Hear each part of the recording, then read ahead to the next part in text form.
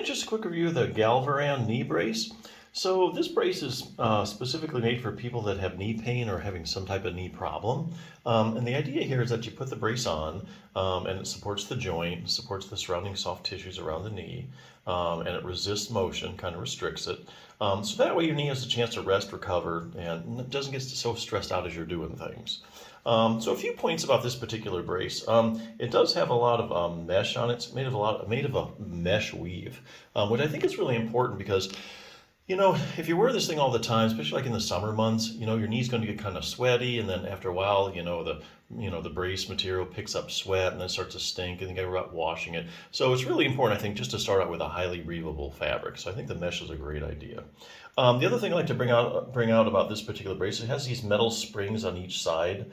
It has of here to give you some medial lateral, that's side to side support. So if you do feel, like say you've had a medial collateral ligament tear or something like that, and you have kind of instability side to side, this does have those extra metal springs for a little bit extra support. So yeah, other things you can do besides put on a brace, as a few examples, bulletproof your knee is where I'm getting this from. If you have any kind of a knee problem, you need to make sure that you strengthen your quadriceps muscles. So, for instance, the quadriceps muscle is this big muscle on the top of your leg, and it's the main stabilizer of your knee.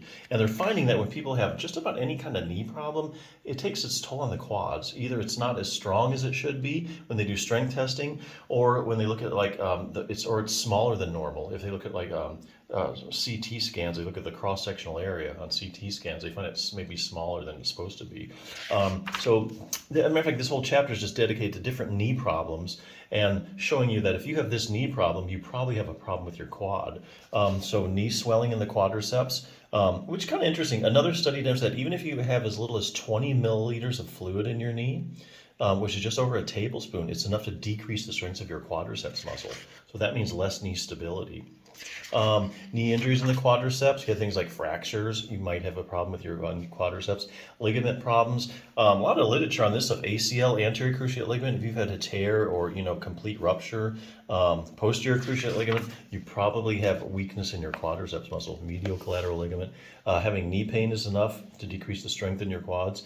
Knee arthritis, interesting thing about knee arthritis and the quadriceps, they find that actually if you strengthen your people with the stronger quads, and if you strengthen your quads, you actually have less progression of your knee arthritis. So it's really kind of a preventative thing. And also, if you take people with knee arthritis and you strengthen just their quads, a lot of the pain from knee arthritis goes away. So real interesting. Patellofemoral pain syndrome. I mean, the list goes on and on. So anyway, make sure you strengthen your quads. Another thing, consider fine-tune control over your knee. Here they're talking about the hip muscles. Sometimes you can have a problem at your hip, and that's causing problems at the knee. So the famous example, of course, is iliotibial band syndrome. There's been a lot of studies showing that if you take groups of people that have iliotibial band syndrome and you strength test their hip abductors, they find that they're usually weak. And likewise, there's actually randomized controlled trials showing that if you strengthen the hip abductors, then the iliotibial band syndrome goes away. So isn't that interesting? Optimized knee flexibility. We all know that having a flexible knee is important to its functioning.